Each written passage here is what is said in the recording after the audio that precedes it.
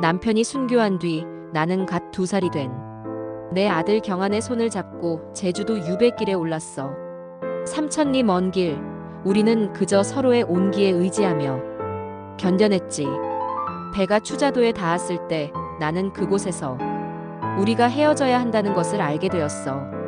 경한이를 평생 노비로 살게 할 수 없었어. 아이는 죄가 없었지.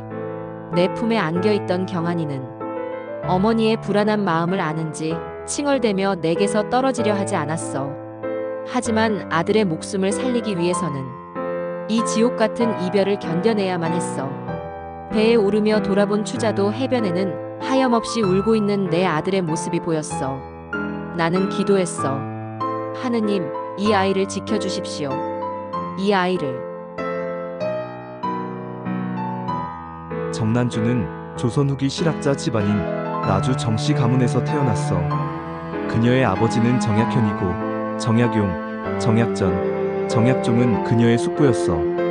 외가 쪽으로는 어머니가 우리나라 최초의 세례자인 이벽의 누이였어. 즉 당대 최고의 지성 가문에서 태어난 정난주는 자연스럽게 천주교를 접하게 되었고 일찍부터 신앙에 깊이 빠져들어 고모부인 우리나라 최초의 사제인 이스문 베드로에게 마리아라는 세례명을 받게 되었어. 그녀는 1791년 최연소 과거 시험에 합격한 천재 황사영과 혼인을 했어.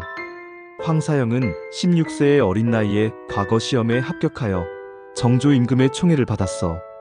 정조가 그의 손을 직접 잡고 20세가 되거든 다시 오라고 격려했을 정도로 그의 재능은 출중했죠. 황사영은 벼슬길이 보장된 탄탄대로를 버리고 학문을 배우러 다녔던 정약용의 형 정약종을 통해 천주교를 접하게 되었어. 그는 신앙의 가르침에 깊이 매료되어 알렉시오라는 세례명으로 천주교에 입교했죠. 정난주는 황사영의 숙부였던 정약종의 조카였어. 두 사람은 신앙으로 맺어진 부부로서 서로를 깊이 존경하고 사랑했어. 황사영은 벼슬을 포기하고 천주교 포교에 전념했는데 정난주는 그런 남편의 굳건한 신념을 존중하며 함께 신앙 공동체에 참여했어. 그들은 슬하의 아들 경한을 두며 행복한 가정을 꾸렸지만 그 행복은 오래가지 못했어. 1801년 신유박해가 일어나면서 황사영은 박해를 피해 충북 제천의 배론이라는 곳에 숨어 지내게 되었어. 그곳에서 그는 박해로 순교한 이들의 소식을 들으며 조선의 천주교 박해 상황과 앞으로의 대책을 흰 비단에 상세히 기록했죠. 이것이 바로 역사에 기록된 황사영 백서였어. 그는 백서의 서양의 힘을 빌려 조선의 박해를 막고 종교의 자유를 얻고자 하는 계획을 담았는데 이 밀서가 북경의 주교에게 전달되기 전에 발각되면서 황사영은 체포됐어. 이 사건은 천주교가 나라를 팔아먹는 역적이라는 누명을 쓰게 되는 결정적인 계기가 되었고 그는 능지처참이라는 극형을 당하며 26세의 젊은 나이에 순교했어. 정난주는 남편 황사영이 순교한 뒤 갓 2살 된 아들 경한과 함께 제주도 유배형을 받았어. 그 길은 시작부터 험난했죠. 정난주와 아들은 배를 타고 남해 바다를 건너던 중 추자도에 잠시 머물게 되었어. 당시 조선의 법률은 역적의 자식을 3살이 되기 전에 외딴 섬으로 유배 보내도록 규정하고 있었어.